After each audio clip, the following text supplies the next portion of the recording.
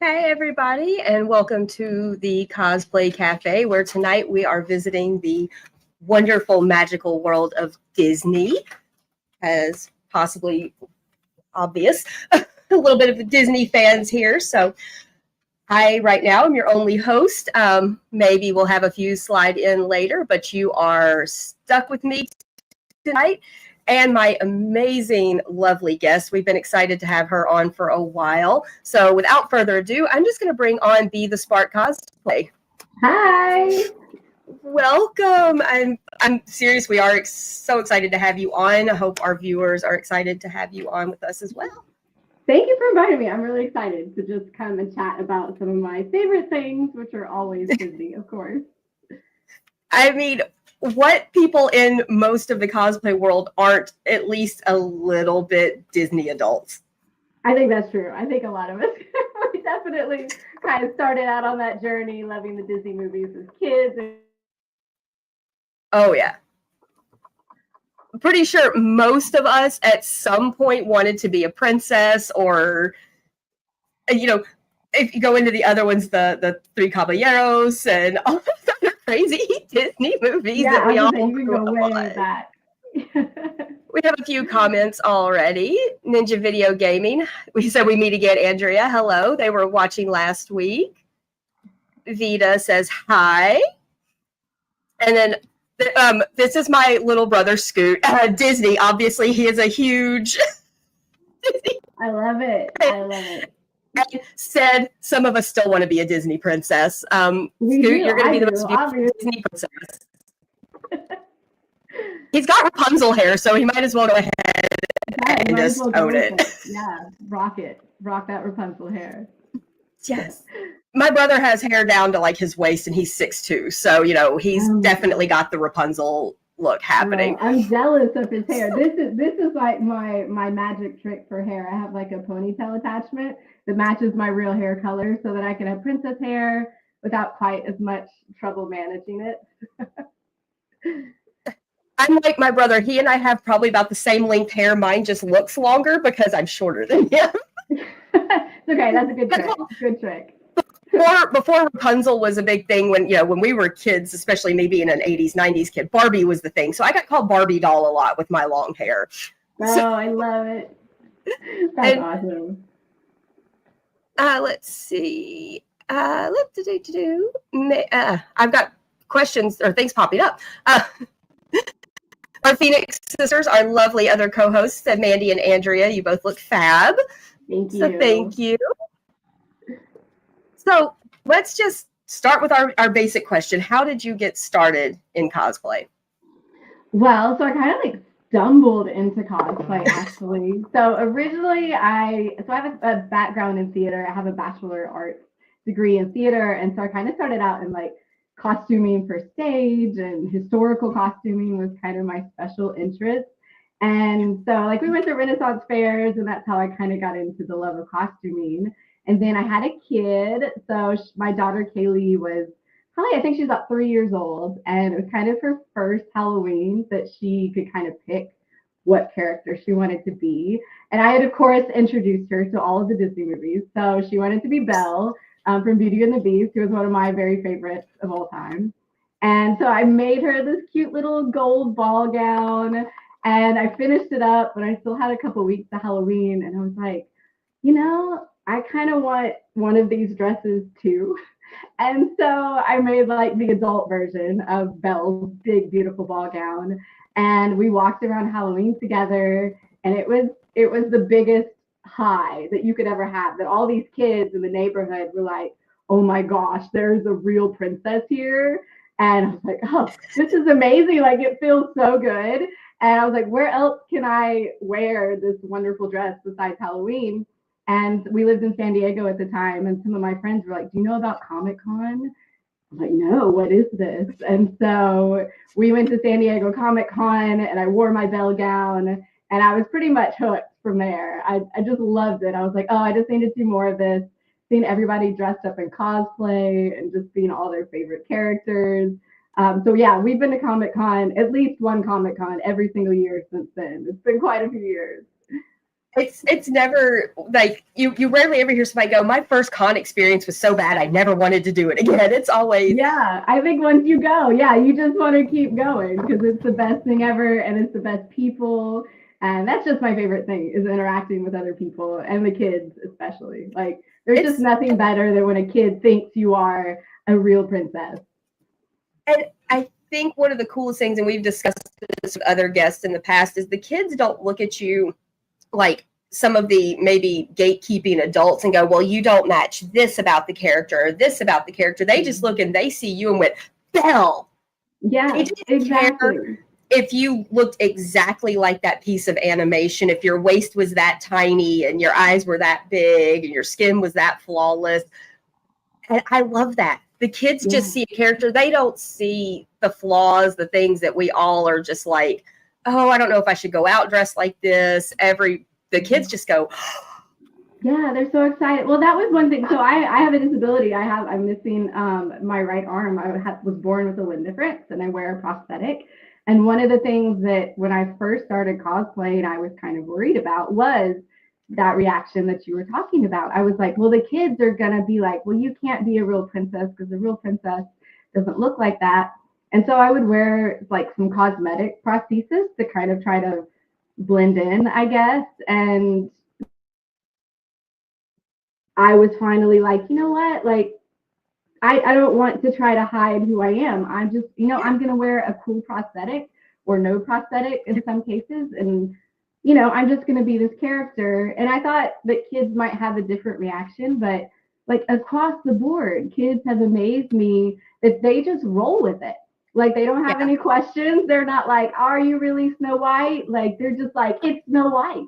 She's here and this is the best day ever. And so that gave me a lot of confidence that I was worrying about things that I shouldn't have been worried about. Like the kids don't care, so why do I care? and I think, there might someday be that one kid who was born like you or had an accident, lost that arm, and go, well, if she can do it, so can I.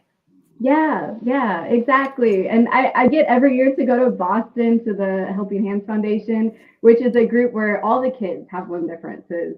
And I dress up for them every year as a different princess. And just to see their faces just light up that they're like, wow, there is a princess and she does look like me. Like I can be a princess too. And that's just the best feeling in the world. And that's just what we were saying. The Phoenix sister said, and it's so important for kids to see that people with disabilities can be princesses too, especially kids who also have disabilities, to see princesses who look like them. And I am 100% firm believer in representation matters. Mm-hmm. And be it disabilities, be it skin color, be it gender affirming, whatever, however somebody presents themselves, the queer community. And so, you don't see that in a lot of the big name, quote unquote, cosplayers. So, you having that little bit of viral moment showed off that I don't have to be that stereotypical model in a cosplay. I can be me and people are going to like me for that. Yeah, exactly. And I think it gives you a lot of confidence when you're able to kind of cosplay as a character as yourself. Like instead of you having to look just like the character, it's imagining what would this character look like if they were like me. And I think cosplay gives us this really powerful way to kind of create those stories and to create our own stories that we want to write. Because when I was a kid, like I didn't have a lot of representation or anyone to look up to in the media. Like there weren't actors in movies, there weren't even characters in stories for the most part. And if they were, half the time somebody that was like that was the villain.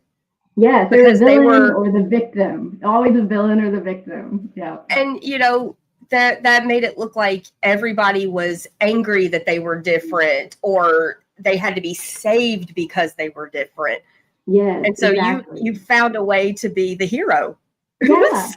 Well, and one of the things that inspired me too is when I was a kid, so I kind of fell in love with Star Wars really early. I was like such a nerd, but I started in middle school. I found the Young Jedi Knights books, which were by Kevin J. Anderson and Rebecca Moesta. Mm-hmm. And it blew my mind that there was a character in those books Tenelka, who was a Jedi Knight, and she loses her arm, but like they didn't fix it like Luke Skywalker style, where we just like never talk about it again. You know what I mean? You get the robot hand and it's, you know, fixed. Like she continued to have one arm and she kicked butt. She was a warrior. She was a princess. She was a romantic interest in these stories. And it just blew my mind to see a character like that. And I was like, man, if I can bring that kind of character to the next generation, like that's a really powerful mission to have. So, yeah. Well, we have one of our other hosts has popped in. Here is our lovely Miss Aubrey, bringing the witchy vibes. I love it. I love it. Yes, you know, we're covering all the Disney eras here right now, and that's what we're here for. Good evening, ladies. Hello. You look amazing. Okay. Thank you. I love my brother Scoot just said, he said, there are some awesome characters that don't have limbs. Rocket. So. And there's starting to be more. So I love that. I love more representation. He's part of my family. We're very much the, you know, embrace everybody. So he's supporting everybody there too. So thank you, little brother. Yes.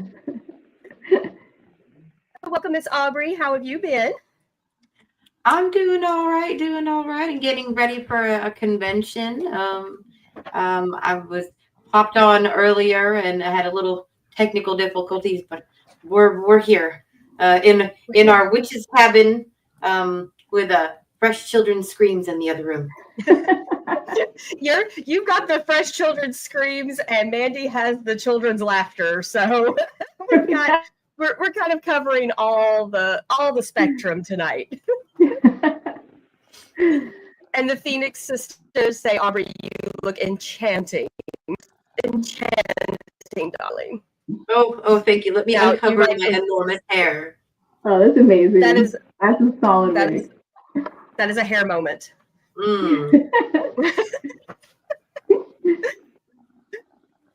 So, one of Kelly's favorite questions to ask, and since Kelly is not here tonight with us, I'll ask it. She always likes to ask, what is the one thing you need in your cosplay workroom? What do you always have to have when you're working? Okay. A seam ripper. I will say, people laugh, but like people are always like, "How you have to have this great amount of talent to be like a cosplayer or to win awards." And I'm like, no, it's mostly stubbornness. Like it's mostly being stubborn enough that I will take this apart 28 times until it is the way that it's supposed to be.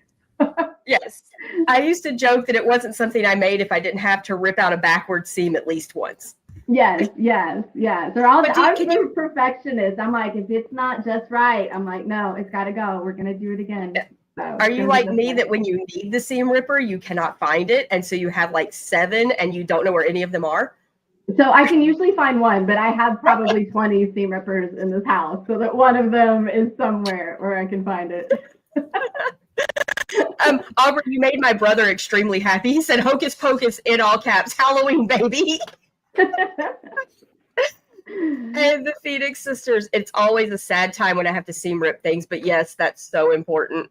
It is. Well, you know what? I try not to look at it that it's sad. I'm like, listen, if you had to take something apart, you learn something. It's going to be better next time. So you just got to keep that positive spin on it. Very true. Very true.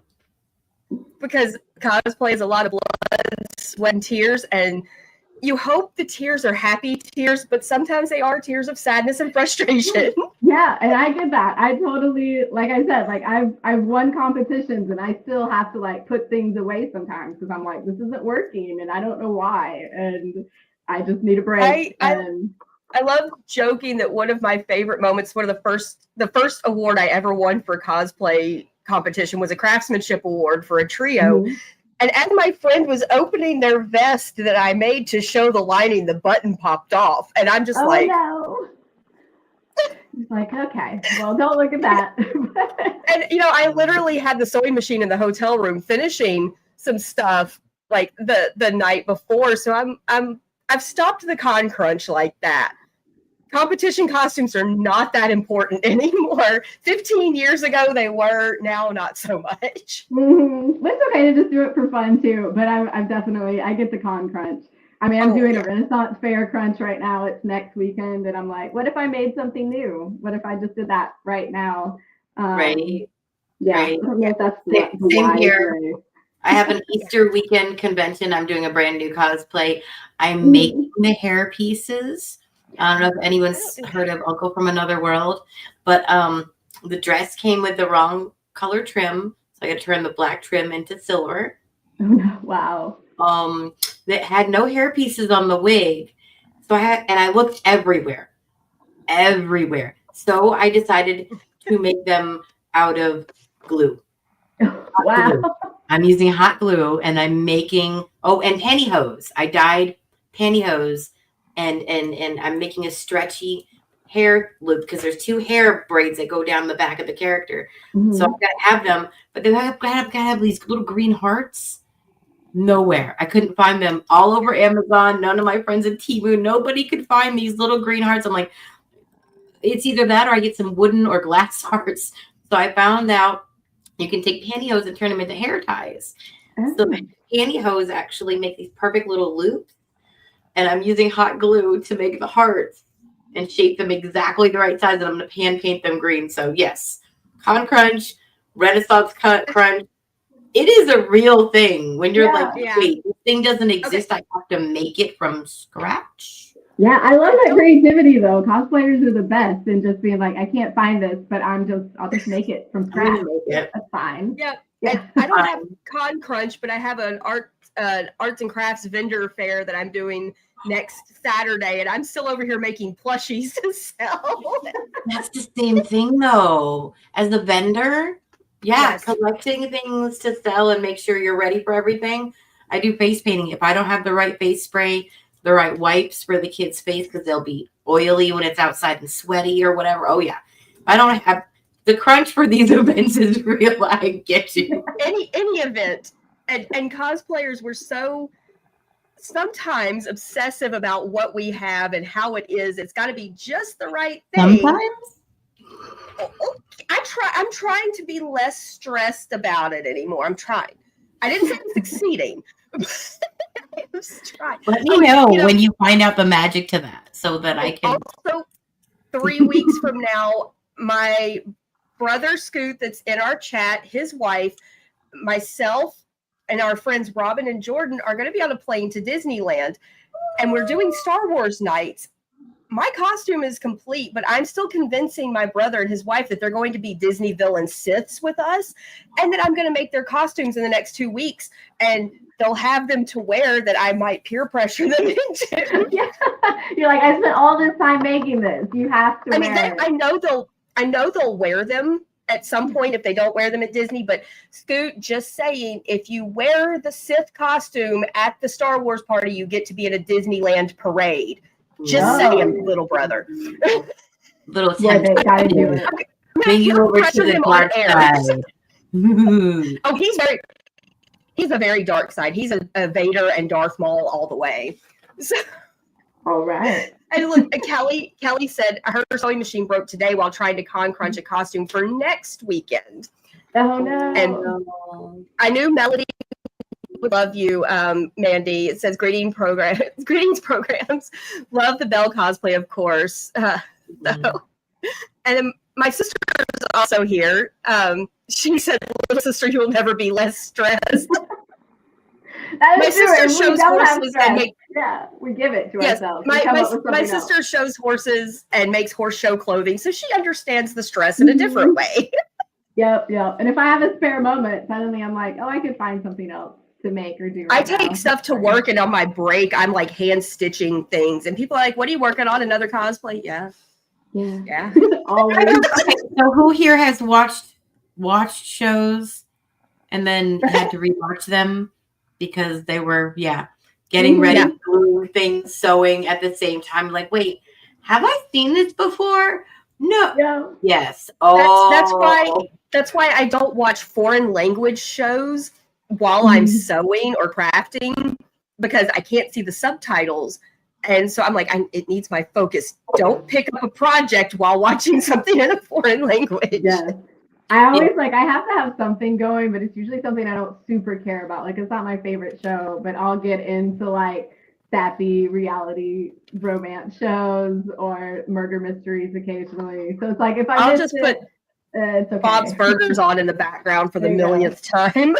For the millionth time. Okay. I'm not gonna lie. I get sappy sometimes, and if pop music isn't enough, underground EDM isn't enough, I will put Disney albums on just because I know all the words. But then Just you not- sing to not it at all. instead of working. That's what's distracting to me.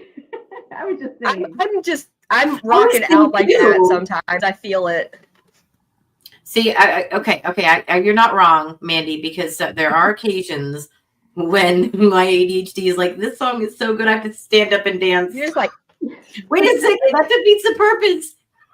Yep. I'm sitting down and doing something. see, I put on music when I clean, and I'll be like planning to like redo stuff in my bedroom, and next thing I know, I'm just sitting there just. Mhm. Just bebopping. So, you know, I'm an audiobook while I work person, usually books that I've already read so that I'm not missing something. But yeah, my favorite though Disney music lately to just put on loop is the Magic Happens parade music from Disneyland. It's like a 10-minute song for the full parade. Put it on loop and I'll realize I've listened to it like 30 times. It's still And good. I'm like, it's still good. It's so good because I also like am remembering the parade and seeing it in my head. So I'm just like, oh, I got to see that live. I love it. Okay, so wait. Okay, I have a weird question to ask, an old-fashioned question for those older audience members that are out there. What is your favorite Disney album from before 2000? Album, like I mean record album. I don't know if I had records, but I'm not that old. But We had a when I few. was growing up, I loved the music to Aladdin. That was probably my favorite. I was always singing the soundtrack to that. That was a good one. Definitely. I have to say Mary Poppins. I have the I'm original itchy. Mary Poppins album, and I was like, what just keeps me up at night with the songs that I have heard so many times? I think that one. Probably that one for me. I remember rocking The Little Mermaid because my oldest brother was determined to learn all the words to Under the Sea. We were like, 7, 8, 9 years old. I love it. So Phoenix Sisters said, speaking of Disney, Mandy, you need to share the story about being name dropped in an official Disney princess book. What? Actually, I brought it with me. So I'm in this one. It's the Beyond the Tiara, the princess version. And it was really awesome. They actually gave me a whole page, which was phenomenal. Let's see if you can see Yes, it. show that off, ma'am. So there I am. They gave me a page. So when I did a version of Cinderella, and instead of glass slippers, I gave her a glass arm. And that kind of ended up going viral. I brought my glass arm too. I'll show you guys. Yes, I want to see this. That's So beautiful. That's how I remember seeing you the first time was your Cinderella going viral. Yes, and the arm was made by Gilbert Lozano. I got connected with him. He's actually like an artist. He's done stuff at Disneyland, like made some of the sculptures at the park, and it was amazing. Just like jumped on board and helped out with that, and like didn't even charge me. Like he was just really excited about the project. So the whole Cinderella thing was like a community endeavor, and so it was really cool that it went kind of viral. And so yeah, I got the opportunity to connect with was it Emily Zimler? I forgot her last name, Zimler, who was doing the book that's kind of on like the history of Disney princesses and how that affects the culture.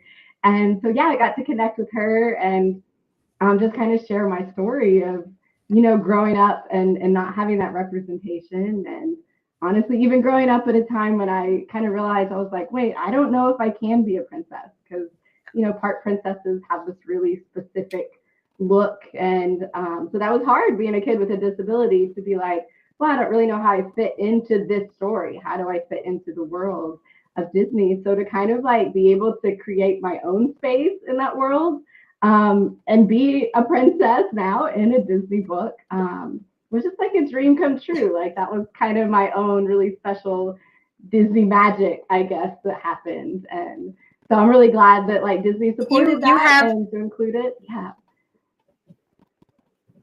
You literally have a Cinderella story. I did. So, it was a literal Cinderella story. It was. Let's see. Yes. And Thank you. I'm kind of gushing. My whole family is in another room, but she can't hear. But she says, "Hi guys, just more fuel for your upcoming Disneyland trio in a few weeks. Sorry, can't hear you, but your smiles are great." My mom has currently got holes in her eardrums and so she can't hear. She usually can. She's not deaf naturally, but she can't hear. But she said everyone has great smiles. So Thank you, Mom. Yeah, I have a very supportive family. If you've never heard me talk about them, you just never have met me. So, two of the four siblings are watching the show, and Mom's watching. So, she's where I learned to sew, and she took us to see the Disney movies. So it's kind of Mom's fault. That's okay. It's a good thing to be at fault for. Oh my gosh, that's what I need to put in here in pictures when we show our viewer submissions. I'm going to dig it up because my mom was the fairy godmother at one point. Oh, I love it. She is my fairy godmother, so I made her into the fairy godmother. Oh, that's so fun. That's so fun. I love it. So, I love a good real life fairy tale. So I want to ask, besides the amazing moment of being put into an official Disney book, do you have another amazing Disney cosplay moment that just sticks with you? Oh, and so I mean, to me, I just I kind of said earlier, just going to the cons and having the kids see that is amazing. And one of my other favorite cosplays that I've done is Snow White. And I kind of I wanted to make her very regal, and I wanted the costume to just be super extravagant and just perfectly well done. And with that one, I didn't wear any prosthetic. I just wanted to be in my completely natural body. Because to me, the story of Snow White is, she's the fairest of them all, right? She's beautiful. That's part of one of the key moments of her story. So to me, to be able to just be in my body as a person with a limb difference and just be beautiful, and to have, other kids to look at me and be like, wow, she is beautiful, that would it relate to that experience. That was a really kind of powerful moment for me, and just realizing that I can change the story. I can change my own story. So that's been really awesome. Yeah. So I feel like with Snow White, it's not small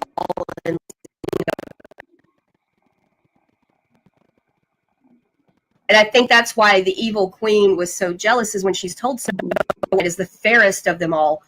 It's not just because she has a beautiful face. She has a beautiful heart. And that to me is what makes Snow White the more beautiful, even though you look at the evil queen, you're like, this is a gorgeous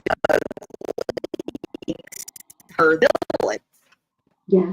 No, actually, I completely agree. Yeah. And because, I mean, even me, I'm not trying to say I'm the most beautiful, but I just wanted to have a joy and a light that, just shines through. Oh. You're sweet. Everybody has their joy. I tell your heart everyone,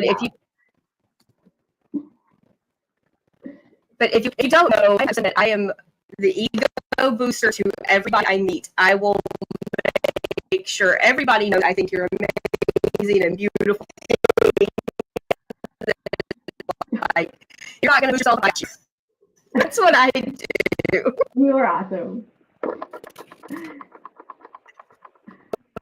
Some days I'm like, wow, I'm a lot. And people are probably like, oh my goodness, you just stop for a minute. I like to hype people up. Oh my goodness, why does my picture want to be so special? You are wonderful too. Here.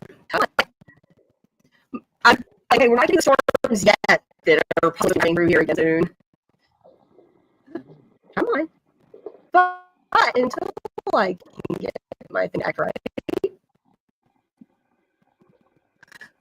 Okay. Anyway, a little bit. I don't know if you could say that again. Oh, the storms. I'm trying to. I think the storms aren't supposed to be of the video, and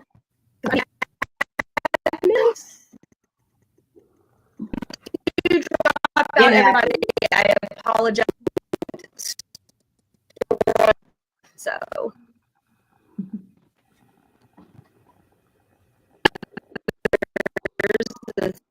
This wish list. Oh, thank you. I'm really excited that you asked me. So you could ask me 3 years ago. I would have done it.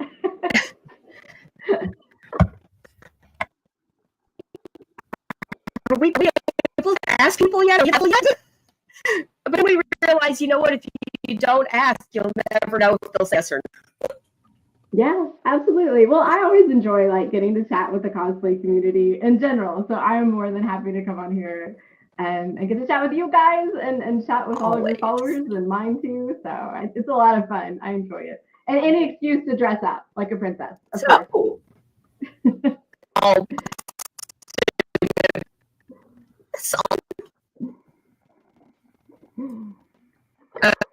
I just had my brother text me saying my mic is really bad. It's okay. It happens. It's hard to hear you. So, Mandy, I actually had a question for you. Yeah. As someone who dresses like a princess, speaking to someone who just bought a princess dress for the first time last year, dressing as a princess can be kind of intimidating for some cosplayers. Do you have any advice for those of us who have never felt like a princess? And how did you allow yourself to embrace that part of you so that you could really shine through when wearing these costumes? Because they're not little costumes, and they're not little parts. Yeah, These parts are the embodiment of a lot of people's ideals from childhood of what women's strength looks like, and how to endure many different walks of life and trials and tribulations. So as someone who has done that, I did that very briefly one time, and it's not even, I didn't even dress up as an official princess. I mean, that to me, Princess Land and dressing up as one is like, it's like all hail. Cause I'm like the weird costumes and the awkward costumes and the villain costumes. Cause it's just so, it feels so much easier. It feels like there's less responsibility, Yeah. So tell me, and the audience, like, how did that feel for to really have to step into that strength role? Yeah. So, I mean, I think I can see where you're coming from, that it's a little bit intimidating at first. And I was telling Andrea a little bit earlier about, coming out as a princess who has a disability. What are the kids going to say? And there is that pressure to kind of fit into a certain mold. I think just do it. I think once you dress up as a princess, like as soon as you put on a big, beautiful dress, there is just something magical that just instantly happens, I think, to everybody. Like you just feel amazing as soon as you put on a ball gown. And that in itself, I think, is a big confidence booster. And then I think just having fun, just enjoying it, and just realizing that the kids are enamored with you. Like it doesn't matter who you are. Big princess dress come out, they're just excited, and that will like keep fueling your energy.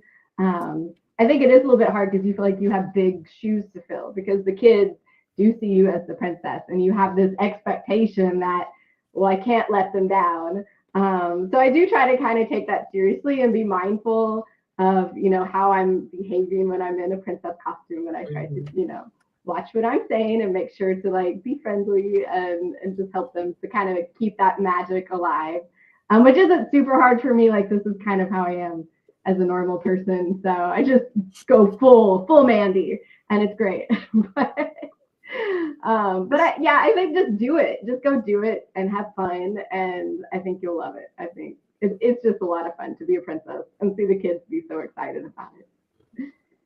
Hey, that is awesome advice. Absolutely awesome. Just do it. We're already past the halfway point. So are you ready to talk about these lovely photos that you sent us? Yeah, sure. I'd love to. All right. Let's get started. Oh, it's so pretty. I love that dress. You said a few. I went like too far. I got sent too many. No, it's okay. It's okay.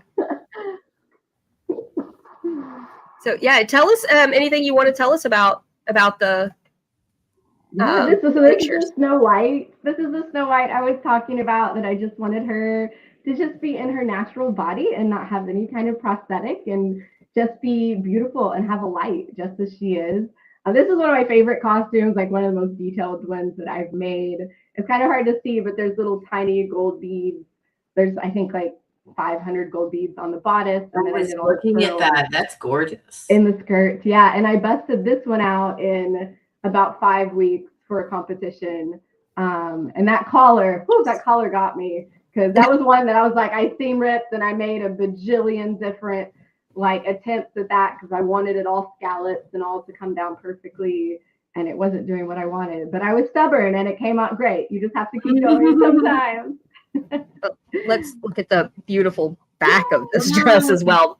The rarely seen part of the costumes. Yes, and this one I was like, oh, I like the back of this one almost as much as the front. It's one of those rare costumes that you're like, oh, I love it. So I just worked really hard, like on that velvet skirt. There is like all the trim is hand sewn. Yeah, it was a lot of work, but it came out beautifully. And used some historical techniques. It has cartridge pleats on the top, which was fun to learn. Ooh, that's a lot of work right there. Cartridge pleats. Yes. Well, I figured out a hint, a kind of a hack, I guess, on how to do it. Is I got some fabric that had polka dots that were the correct space apart, and I like sewed a thin band of that to the top. So then you could use the polka dot to just go in and out, and it was already pre-measured, and you didn't have to do anything. Genius. So that's my historical life hack for the day. I am going to remember that. Yes, you can do it with like gingham, plaid or gingham, anything that's got those things spaced out the correct way. So the math part is the part that does not compute with my brain. So that you'd probably have just saved my life for whenever I have to do pleats like that again. The next lovely creation. Aww, and that's Cinderella before her fairy godmother comes and saves the day. This was actually, originally Cinderella was going to be part of the San Diego Comic-Con masquerade. And so we had a whole show that we were going to do. So this dress actually has magnets at the back, so I can pull it off and transform into the beautiful ball gown. Nice. And then we didn't end up getting to perform at San Diego Comic-Con because I have some chronic health issues, and 20 minutes before the show started, I passed out backstage, and they took me to the emergency room. And I was so disappointed. I was like, this costume, I worked so hard on it. Like, I thought this was like going to be the thing, and then didn't get to perform. And, everything, I guess, happens for a reason.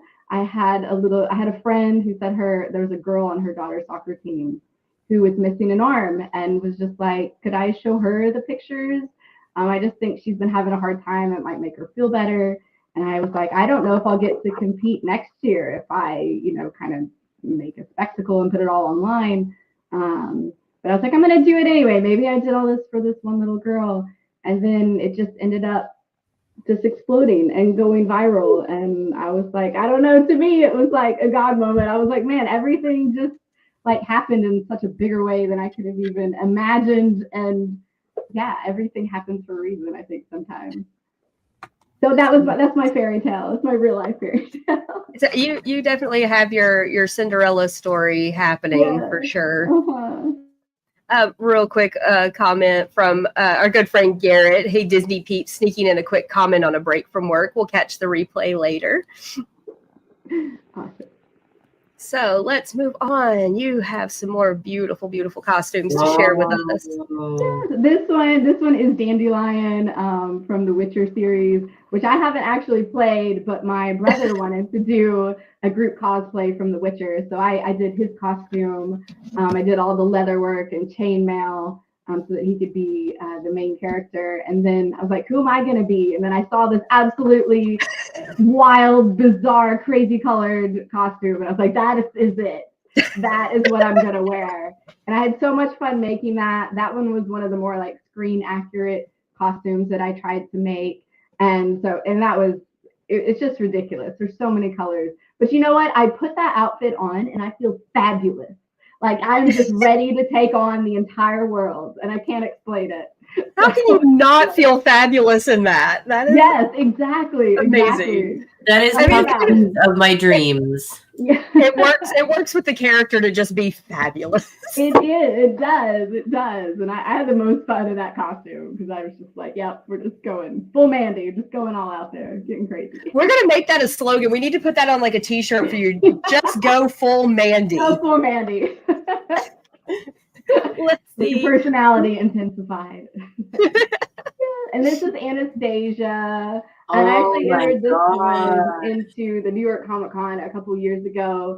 And so this dress was made out of the worst material on the entire planet, which is a silk chiffon that has metallic threads running through it that was like tinsel, like that you would put on Christmas trees. And it's beautiful and it shimmers just unbelievably under the stage lights. And it was wonderful for a contest. But everything had to be like hand sewn because the machine was like just pulling the tinsel out. Yeah. And there were times when it pulled it out and I had to basically like re-thread it through all of the tiny fibers between the threads of the chiffon. That sounds like a nightmare. Yeah, it was a nightmare, but it was beautiful. It turned out fine. I was happy that I did it, and I will never use silk chiffon metallic wise anyway ever again. Some of the most beautiful costumes are the ones that give us the most heartache, and we're like, I'm never doing that again. I look gorgeous.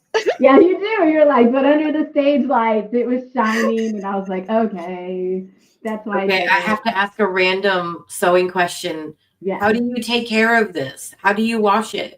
Oh my, well, so I take most things to the dry cleaners and then I just don't wash things until it's absolutely necessary. Oh my gosh. Yeah. I took one dry L bags. Dry L bags are good. Yeah, dry L bags. Yes.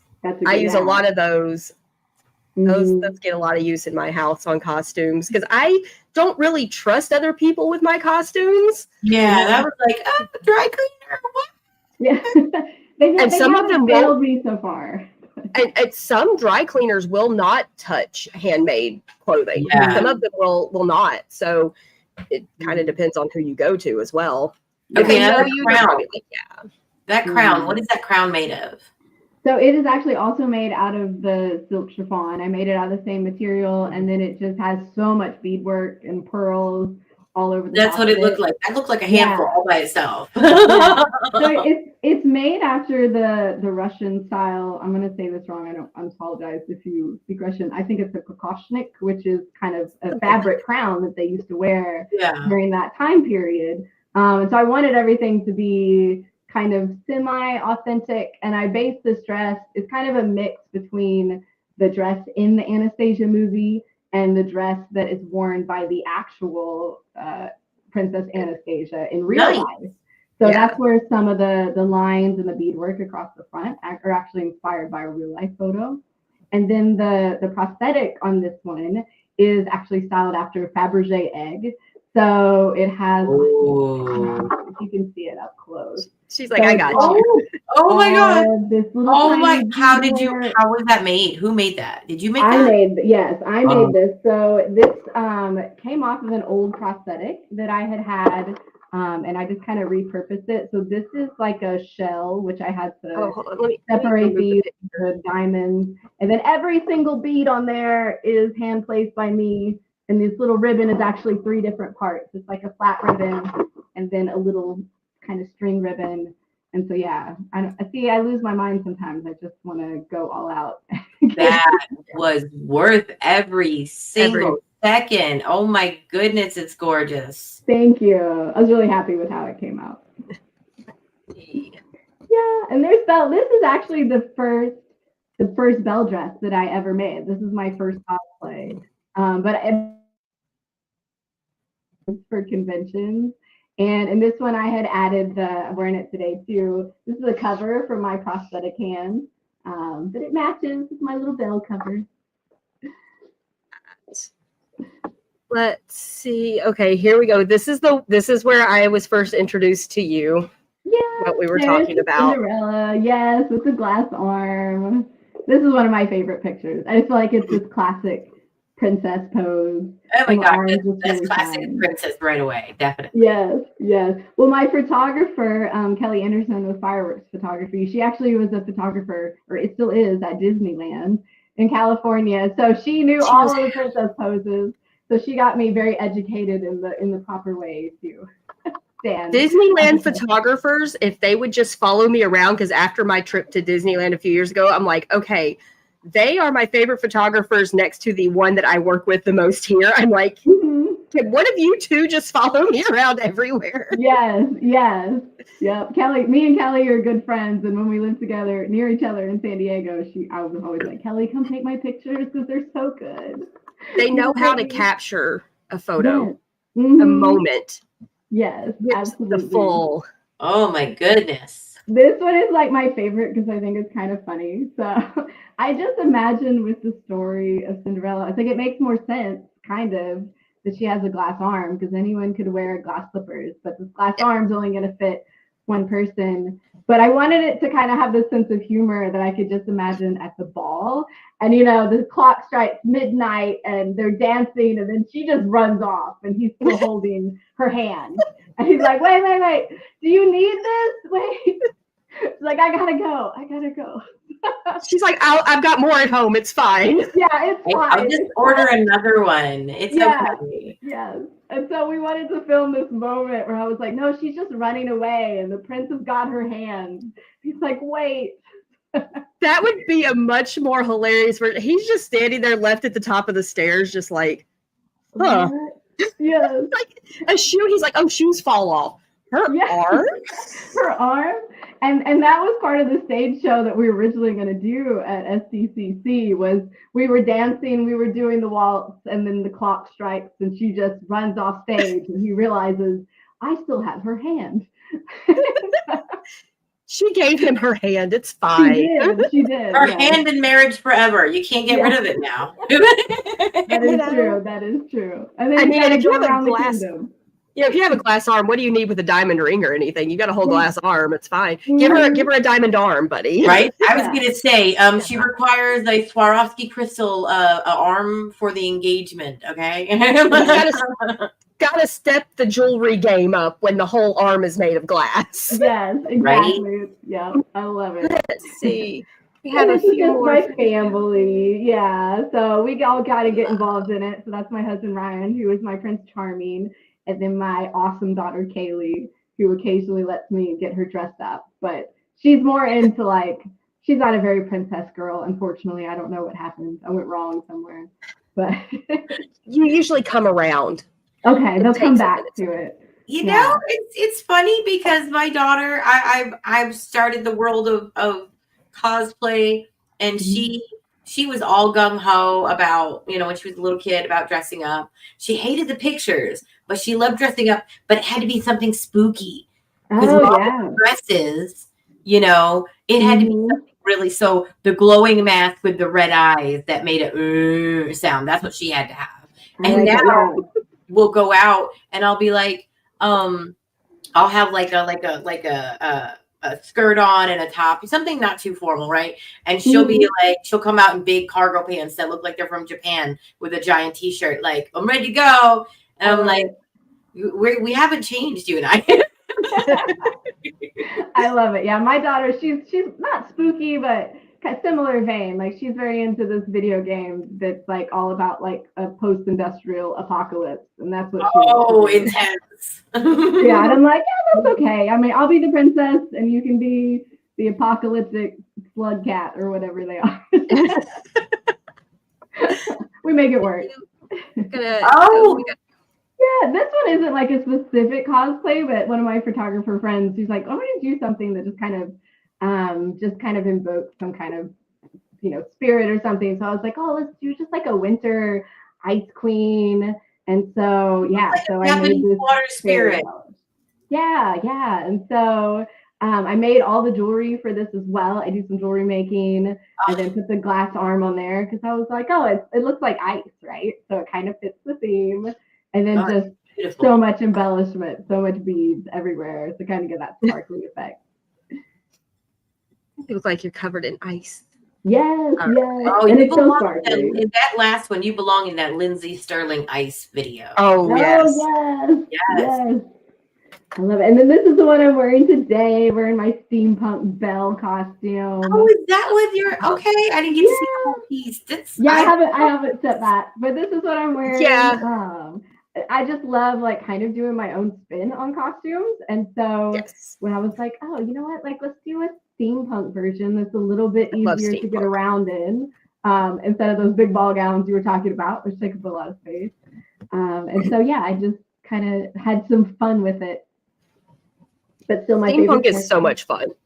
Yeah, I love it love because it. you can It's just so do cute. whatever you want. You can just have fun with it. I've got a book holster with this because I was like, oh yeah, she would carry a book with her on her belt all the time. Of course. Oh yeah. The favorite one she's reading that she doesn't want to put down at that moment, but she doesn't want to lose either. Yes, exactly, because she's got adventures to go on, so she'll keep it by her side. Oh, she's got to.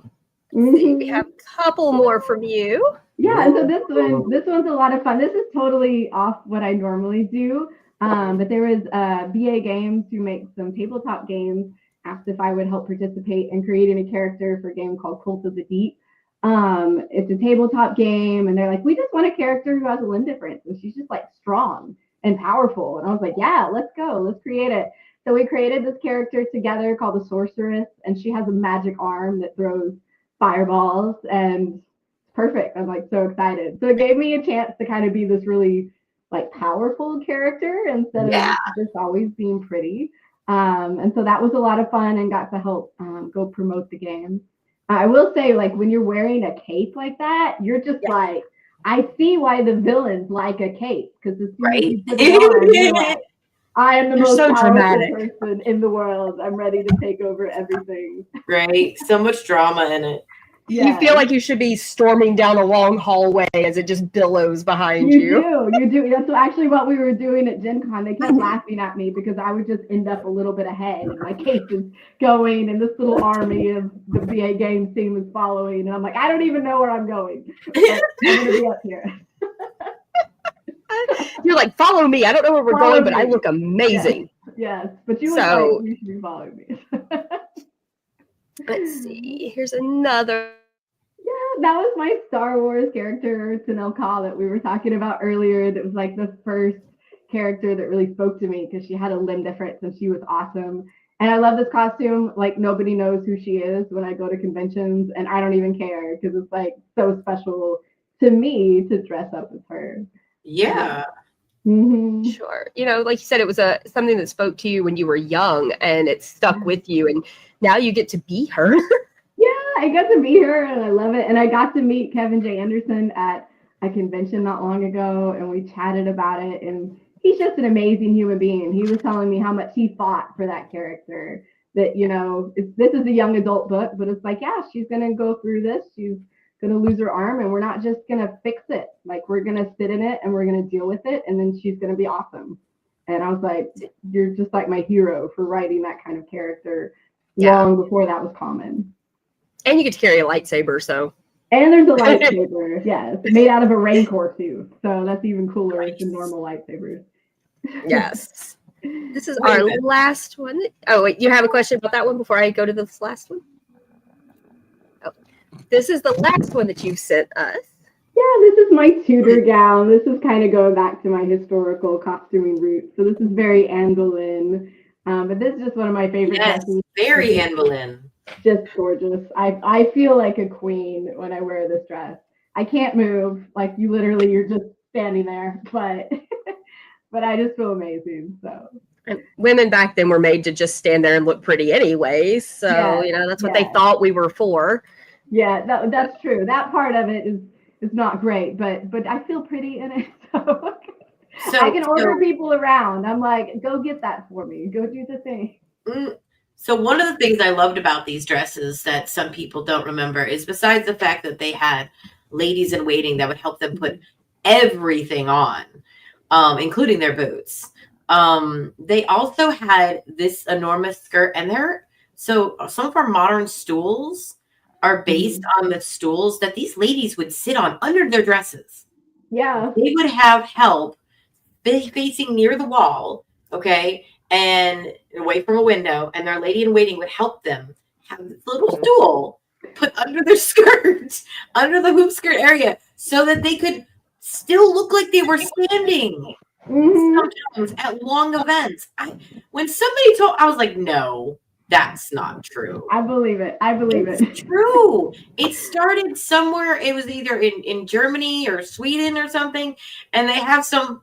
I'm gonna have to look it up, and they have some cute name for it, and it just means lady stool. It's all it means. It means lady stool, and they were. It doesn't like help you sit, but it was like a perching, like a light perch, because they would lose their breath, but they also had to keep their like torso, like you have your shoulders back in this picture, so it's perfect. You're not slouching. So you see some people in dresses and costumes and they're slouching, you're like, I know that hurts. I know it because it forces you to put your shoulders back like that. So the perching was just perfect for like the end of their bum, and it was like a flat bench. It wasn't really round, and it would go right under their dress, so they could just stay. And the men, the gentlemen, the picture you have in the background, part of the reason they had the skirts was to hide that little perch also, because they would just do that. They would just stand. I believe it. They stood for hours. No, they didn't. They leaned. I can't even sit in these. And it's funny, too, that you said they needed ladies in waiting to help them get it all on. That is one of my major problems as a cosplayer. I keep making these dresses that I cannot put on by myself. I have to have someone to lace it up the back. And I was like, I got to think about this better and think ahead of time. But where are those forest creatures that help the princess get in? Right? Yes. We reached that note. Like, Is there a note we haven't reached yet in wearing these dresses where they come to us like they're supposed to? I know. Instead of always having to be like, hey. Even when I attend events now, I either have to bring someone or I have to be like, so you guys have to provide someone to come lace up my corset because I can't do that. I can't get in it. It can be a lot in these bigger costumes, definitely. Yeah, definitely. So we're going to end up running over because we're already at almost the hour, but we have viewer submissions to look at as well. And so here we go. This is some of my friends, Amanda and Jennifer, and then this is Jennifer. Amanda's. She always refers to her as the child. They're my friends that do Blackwater crafts. They are amazingly talented ladies that make all sorts of fabric and yarn crafts. And then Amanda's daughter is one of those cosplayers that's going to put me out of a job one day. Every time Mally starts making something, I'm like, yeah, I'm just going to retire soon. Those are amazing, though. I love it. Our friend Melody, King Beast, covering the gamut of Disney, like all kinds of areas she's got covered for us here.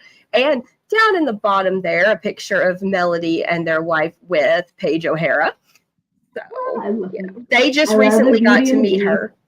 I met her last year, and they met her a couple of weeks ago, and Paige O'Hara is one of the sweetest people in the world. Like, she tolerated me crying the whole time I'm meeting her. And she was so sweet. I love it. Let's see. Next one is our guest from the last episode, Stephanie, doing quite a variety of Disney. I love that when we said Disney, we got princesses, we got Star Wars, we got Marvel, because everybody says, well, Disney owns everything now, so here you go. Yep, I love that. Those are fantastic.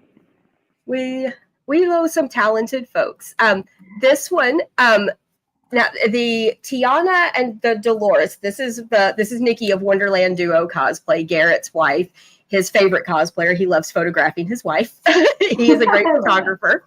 That's her with actually Adasa, the voice of Dolores. Oh, that's amazing. I snuck into the top picture up there with her, my Queen of Hearts. I love it. Sneaky. Next we have Honey Blossom Cosplay. They do a lot of really cool, interesting closet cosplay and mixing thrift stuff and coming up with some really pretty cool, interesting takes on different characters. I love that. This next one is a person near and dear to my heart. It's one of my former theater students, Isabella. She helped make her Cinderella dress and I made Tinkerbell and Alice for her. That was her first sewing project because to be Cinderella was a dream of hers since she was little. And so she got to fulfill that last year in October at a volunteer event. And every time she puts it on now, she just goes, I see, you just put on a princess dress and you're just like, I am a princess now. That's it. I mean, this kid, I mean, she's also a theater kid and a singer. So once again, you know, they got the theater background and you just dive into being this character. I love it. One of my favorite humans in the world, Bluff City Batman, Mr. James Fike, when he puts on Gaston, all other Gastons can go home. When he walks up to you at volunteer events and princesses and he starts flexing and he's just like, ladies. I love that. When people get into character, that's my favorite. We have a little quick video from him after we finish the pictures. That's pretty fun. Awesome. This next one is Angel, Running Wind. Once again, she is great at thrifting and putting together really cool, different style costumes. And Angel's been a guest on the show as well. She's just amazing. I love that. My close friends. We have Robin Burks. Robin is one of the ones I'm going to Disneyland with. She's the evil queen in this picture. Angel from the previous set is the Cruella, and I snuck in once again. We were doing villains, so I was in my Queen of Hearts with them. But you guys look so good. It's sometimes wonderful to be a villain. Like you get that kind of power trip. It's fun. You get a little haughty, and you carry yourself a little different. But Robin's evil queen is stunning in person. She made every bit of it. I can see it looks gorgeous. She's fantastic. This is Jordan, my other Disneyland compatriot, Lilathiel. Of course, what princess is not complete without getting to meet Luke Skywalker himself? I mean, right? If you're going to be Leia, if you're going to be Leia, you've got to meet her brother. Yes, you might as well. I love Jordan's Elena. You don't see Elena much anymore, but her Elena is so stunning. It's gorgeous. I love the perfect little ruffles down the front. Oh, she is so gorgeous in this dress. Like I tell you, I hype my friends up. That's what I'm here for. But Jordan is absolutely stunning as Elena. I love that. So speaking of Disneyland photographers, Jordan and Robin wanted me to share our very Disney bound we did a couple of years ago. So cute. And we did not want to leave these photographers. Yeah, you're like, just keep coming with us. Keep coming. I mean, and they were taking a long time with us because, you know, we did a Dapper Day style, but it wasn't during Dapper Day. So we kind of stood out in the crowd. Yeah, I love it. And we had so much fun. Once again, though, that was silk charmeuse. And, oh, my God, slippery. Yeah. But we made them. And they look amazing. They look great in the end. They're so shiny. Oh, we were having so much fun. This is my last one. This is me sharing, because I said I had to share my mom as my fairy godmother. Aww. Her first cosplay, this was in 2019. And so my mom was just about to turn 71. So just before her 71st birthday, she did her first cosplay with me. Oh, so I love that. There is no age limit to cosplay. Yeah. Unfortunately, her costume 5 years ago was destroyed in a fire while protecting that Snow White costume I have on. My costume was saved because her costume took the brunt of the damage in my house fire. So she really is my fairy godmother, protecting me at all times. And so I had to share my mommy. I love that. That's so sweet. We have this is James Bean in full Gaston for 20 seconds. I have the video. This is great. We're going to play this video. I'm the beach. I love Bill. We're going to be happy together and read books and stuff.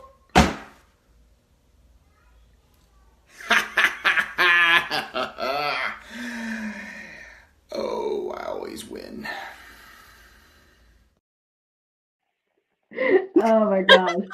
That is too funny. Put on his Gaston. He's commented it. I said, I'm gonna see if I can save this. He goes, I will send you the video. I'm like, we're showing this on air tonight, buddy. I love it. I love it. Attitude is a villain. Oh, it's fun. It's fun to be the bad guy sometimes. Mhm. You know, we enjoy being smiley princesses, but sometimes you just want to be bad. Yeah, sometimes you just want to feel that power. I gotcha. I can attach this the whole princess thing. I'm in the other camp. One day, I'm the closest thing I get is I guess Merida. I mean, she is Mhm. a princess, right? Yes, she is one of the Tough, official. though. She's kind of rough and I feel like, tumble. I feel like if you She's ask doing her, stuff. she's gonna be like, Merida is the Mhm. one to be the most myself in because I grew up a tomboy, riding horses, wrestling with my brother. So I'm like, it's just be that Just get to be princess. comfortable. Yeah. Oh my gosh. I have the hardest time though when I'm not. So like when I'm taking pictures as a princess, I'm like, I got it. But with those couple ones like Kettleclaw, who's serious, and the sorceress, who's very like dangerous, like I had such a hard time taking pictures because they're like, be serious, and I'm like, I start I don't laughing. know what to do with my face. Like, how do I be serious? Every time I do like serious pictures, I'm like, take the picture, because I bust out laughing. Yes, yes. I just want to I am smile. so And I'm like, serious. no, serious, angry. Like Then literally with I the just sorceress, the photographer kept being like, no, like more angry. And I'm like, what does that mean? I don't know. feel like you just look so ridiculous when you're trying to be Yeah. serious and Yeah. mean and Uh-huh. I guess I don't do mean very well. I don't know. I tell everybody I'm mean but not cruel, so there's a Yeah. difference. It's okay. You can be a little sassy, right? A little bit sassy is okay. oh, I love when the Phoenix sisters said it's even worse when you're doing a shoot with a friend and you have to be serious. Yeah. that's the worst. Yes, I agree. That is Yep. absolutely because they'll crack a joke and you gotta. And then you're still like, no. Clearly, I'm not good at this, but You start pulling like the blue steel and you're like that's not the right face. Mandy, you were talking about having to act out things. Mhm. So when you were doing that at Disney, you said? No, I haven't done anything being at Disney. We were talking about the sorceress when I was doing that. So we did that at Gen Con. So I was helping promote the tabletop game Cult of the Deep. And so we were trying to act that out. And it was like, oh no, sorry. I know what you're talking about now. My brain is going. At San Diego Comic Con. Yes. So we were going to be part of the Masquerade show, which is their big costume contest. And so part of that is you have to put on a performance. Like they do a whole production. It's not a runway show. Like you must perform. And so I was dressed up as Cinderella, and we had Prince Charming, my husband, and we had a fairy godmother, and we had the two stepsisters, and we had a whole stage show planned. It was short, but like 2 minutes, but we were going through the whole story, did the transformation, and then she goes to the ball and she runs off. And that was the time when I passed out backstage. And so we never got to perform that show. And my friends were from all over the country that were going to be in it. So we haven't been able to get back together to like reenact Maybe it. you guys will get a chance to do that. But I think that is probably the hardest. Mm-hmm. A little harder than the photo shoot is when you're doing something like that with friends. Mm-hmm. And you're like, no, don't do it. You're going to make the joke you always do that I laugh for like 5 minutes. Don't. Oh, no. Yes. It would have been the hardest because the stepsisters, my two friends, got very into the role. So they were all over there doing all this stuff. And it's like, keep it together. You still have to be the serious Cinderella, and they're just being wild. Yeah, so at least it's on stage. So you're like, just keep smiling. Right. Don't look at them. Don't make eye contact. Don't make eye contact. Yeah, the eye contact's the worst. It is. Mm-hmm. That's the one good thing about doing anything on the stage is usually the lights have you blinded so you can't see the audience, even if you're just doing a walk on. Yeah.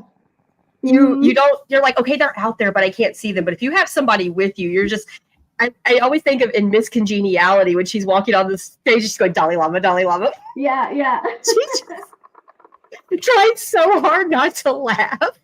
It's so difficult. Mm-hmm. Yeah, we all feel just once you get on stage. So, but it is nice that you can't usually see the audience. So it's like you can kind of just get into your own little world, and it's not too bad. Yeah, and it's funny because so many of us are like people with high anxiety and introverts, and then we're like, I'm going to go up on a stage and do this. Yeah. I'm like, I'm going to go in front of all these people. It'll be wonderful. All right, I'm so extroverted. I grew up in theater, so I'm like, no, put me on stage. Oh, I was awesome. the theater. I was a theater costumer. I didn't get on the stage very much. I was the backstage. We need So- you all too, though. We need backstage people. Oh, Um, yeah. So I'm going to go ahead and give you the full screen and let you give us your advice to people starting out in cosplay. So I think if you're starting out in cosplay, the best advice I can have is just to have fun. Just do the characters that you love, because cosplay is for everybody, like literally everybody. So I think one of the great things about cosplay is that you don't have to just try to make yourself into that character. It's imagining what that character would look like if they were you. And so I think that gives you freedom to kind of explore all kinds of different characters and write your own stories. So just enjoy cosplay and have fun, and yeah, just have a good time. Sometimes simple advice is the best. And while you were talking, my oldest brother, so once again, my family is all here. My little 2-month-old niece is watching her first episode of the Cosplay Cafe tonight. So Oh, hi. I can't wait till she's old enough for princess costumes because her big brother's about to get Jedi robes. He's 2.5. I love it. I love it. Listen, you can start me on. I think I made my first princess dress for my daughter when she was like 6 months old. Like, just cram her in there for Halloween. You're like, you're doing this. You don't know what you're doing. Yeah, and I picture she's just looking at me like, what is all this poop? And I'm like, just like it. You'll enjoy it later. Fine. So, Mandy, where can people find you online if they want to follow you? You can find me on Facebook and Instagram at Be the Spark Cosplay. All right. And Miss Aubrey, where can people find you? You can find me right here on Miss Kind Red Ivy on Instagram.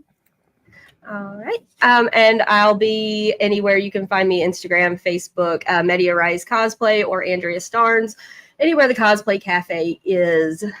So let's see, last little.